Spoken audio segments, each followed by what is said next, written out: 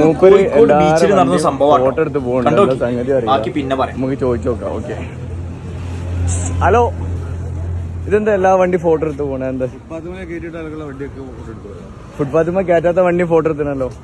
എടുത്തിനെ നിങ്ങൾ എടുത്താൽ നമ്മൾ കണ്ട് തെളിവുണ്ട്. വീഡിയോ എടുത്തിന് മൊത്തത്തിൽ അത് കാണിച്ചു. എന്റെ വണ്ടി എന്തിനാ വീഡിയോ എടുത്തേ? നിങ്ങൾ പോലീസിലാണോ വർക്കാണ്? ഏത് പോലീസിലാ? യൂണിഫോം ഇടാതെ എടുക്കാൻ പറ്റുമോ? ഫോട്ടോ എടുത്തിട്ട് ഫൈൻ അടിക്കുന്നത് ഫുട്പാത്തിൽ കയറ്റാത്ത വണ്ടി ഫോട്ടോ എടുത്ത് നമ്മൾ കണ്ട് കണ്ട് ഒറ്റ അല്ല ഒറ്റ യൂണിഫോം ഇട്ട പോലീസുകാരുണ്ട്, ബീച്ചിൽ ഇഷ്ടം പോലെ പോലീസുകാരുണ്ടല്ലോ.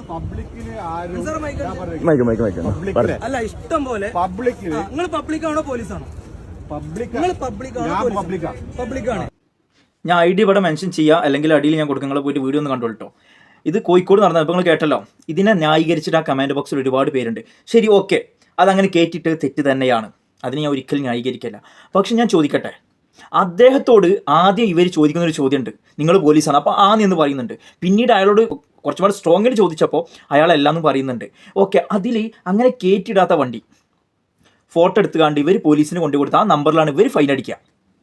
അപ്പോൾ അതിൽ കുടുങ്ങുന്ന ആരാണ്? സാധാരണക്കാരായ നിയമം പാലിച്ചുകൊണ്ട് വണ്ടി പാർക്ക് ചെയ്ത ആൾക്കാരാണ് കുടുങ്ങുന്നത്. അവരൊരു ദിവസത്തെ കൂലി എല്ലാം തന്നെ അവരുടെ വീട്ടിലേക്ക് മക്കൾക്കോ ഭാര്യക്കോ കൊടുക്കേണ്ട ചെലവിൻ്റെ പൈസ എടുത്തിട്ട് ഗവൺമെൻറ്റിന് കൊടുക്കുന്നത്, ഒരു തെറ്റും ചെയ്യാതെ. അങ്ങനെ കയറ്റിയിടുന്നത് തെറ്റാണ്. പക്ഷെ അതേ തെറ്റിന് ഇയാൾ പോലീസാണെന്ന് പറഞ്ഞിട്ട് ഇങ്ങനെ അവർ വീഡിയോ അടക്കം തെളിവടക്കം വിടുന്നുണ്ട്. ഒരു വണ്ടി ഇവർ പറഞ്ഞ സ്ഥലത്തേക്ക് കയറാതെ ഇരിക്കുന്ന വണ്ടിൻ്റെ ഫോട്ടോ വരെ അയാളുടെ കയ്യിലുണ്ട്. അപ്പോൾ അവരൊരു ദിവസത്തെ കൂലിയല്ലേ പോണത്? നിങ്ങളെന്താ അത് ചിന്തിക്കാത്തത്? പിന്നെ നിയമപ്രകാരം ഫോണിൽ ഫോട്ടോ എടുക്കാൻ പാടില്ല എന്നാണ്. തെറ്റ് കണ്ട ആർക്കും പ്രതികരിക്കാം, പക്ഷെ അത് തെറ്റായിരിക്കണം.